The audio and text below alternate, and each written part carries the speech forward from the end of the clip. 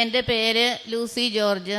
ഞാൻ വരുന്നത് Vazhakulam cent George പെറാന church ഇടവാംഗമാണ്. ഞാൻ ആദ്യമായി ഉടമ്പടി എടുത്തത് 2024 മാർച്ച് 4-ാം തീയതിയാണ്.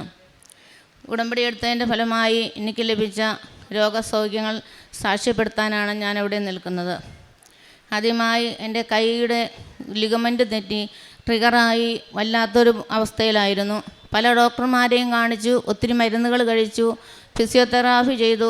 കാണുന്ന ഡോക്ടർമാരെല്ലാം പറഞ്ഞത് ഓപ്പറേഷൻ കൂടാതെ ശരിയാകത്തില്ല, അത് എത്രയും പെട്ടെന്ന് ചെയ്യുകയും ചെയ്യണമെന്ന് പറഞ്ഞു.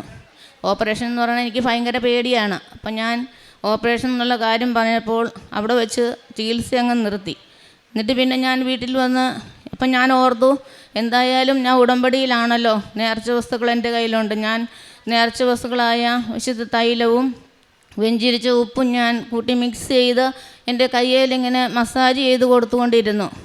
അങ്ങനെ കൊടുത്തുകൊണ്ടിരുന്ന് കുറച്ച് ഒരു 2-3 ആഴ്ച ആയപ്പോഴത്തേക്കും അത് നല്ലതുപോലെ സൗഖ്യം വന്നു. ഇപ്പോൾ എനിക്ക് കൈക്ക് ഒരു പ്രശ്നവുമില്ല. അമ്മയ്ക്ക് 1000 നന്ദി. രണ്ടാമത്തെ അനുഗ്രഹം, എനിക്ക് വിയർപ്പിൻ്റെ ഒരു അസുഖമുണ്ടായിരുന്നു.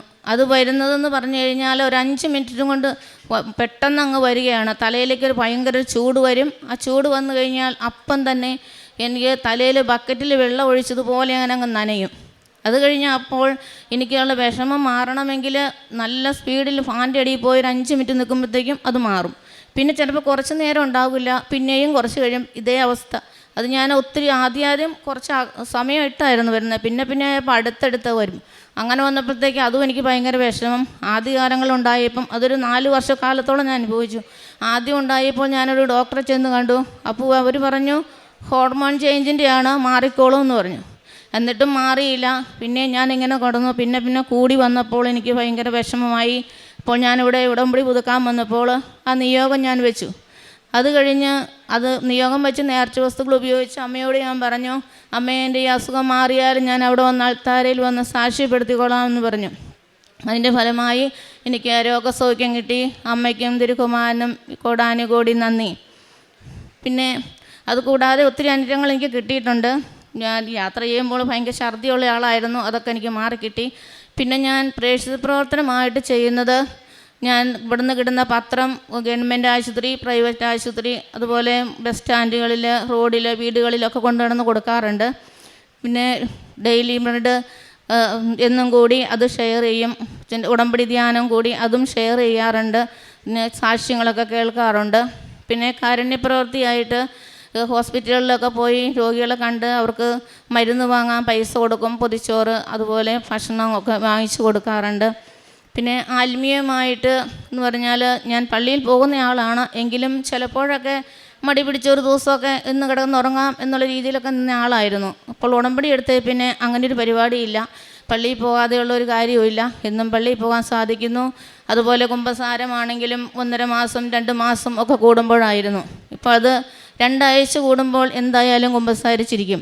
അതുപോലെ തന്നെ സന്ധ്യാപ്രാർത്ഥന, എവിടെയെങ്കിലും എന്തെങ്കിലും ഫംഗ്ഷനോ അല്ലെങ്കിൽ എന്തെങ്കിലും പരിപാടിക്കൊക്കെ പോയി വന്നു കഴിയുമ്പോൾ ചിലപ്പോൾ ഓർക്കോ ഇന്ന് ക്ഷീണം വേണ്ട, ചെറുതായിട്ട് വരയ്ക്കാം, അല്ലെങ്കിൽ ഇന്ന് വരയ്ക്കണ്ട, അങ്ങനെയൊക്കെ ഉണ്ടായിരുന്നു.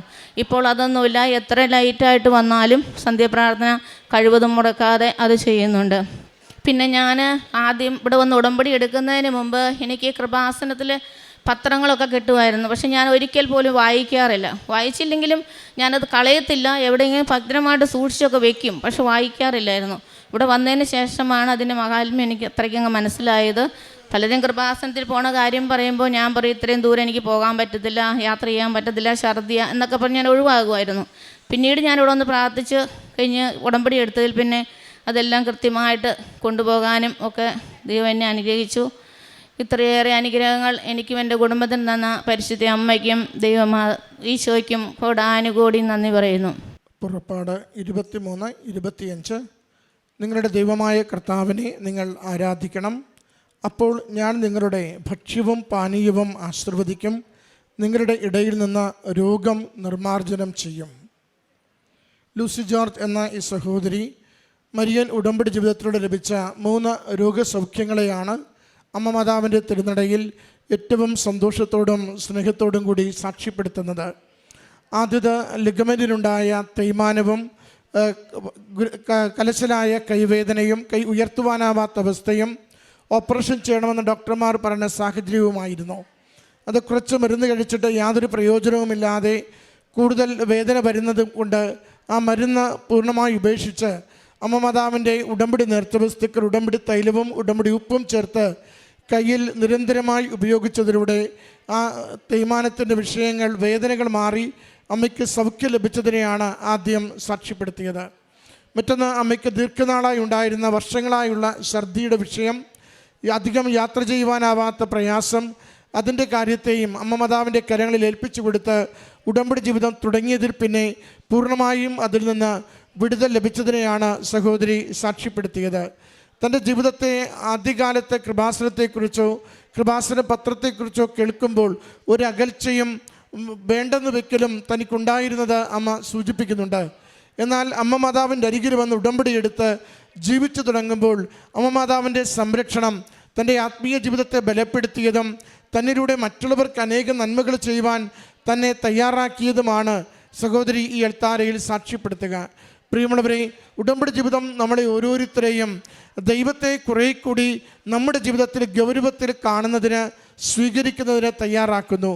നമ്മുടെ വിശ്വാസം വെറുതെ എന്തെങ്കിലും പ്രാർത്ഥിച്ച് ചൊല്ലിപ്പോകുന്നതായി മാറാതെ അത് കുറേ കൂടി ദൈവാനുഭവത്തിൽ, ദൈവസ്നേഹത്തിൽ, ഞാൻ ഒരു വാക്കുച്ചരിച്ചാൽ എൻ്റെ വാക്കിനൊപ്പം എൻ്റെ കർത്താവിൻ്റെ സംരക്ഷണം എത്തുമെന്ന ബോധ്യത്തോടു കൂടി നമ്മുടെ പ്രാർത്ഥനാ ജീവിതം, ആത്മീയ ജീവിതം മാറുന്നതിന് നമ്മളെ സഹായിക്കുന്നു.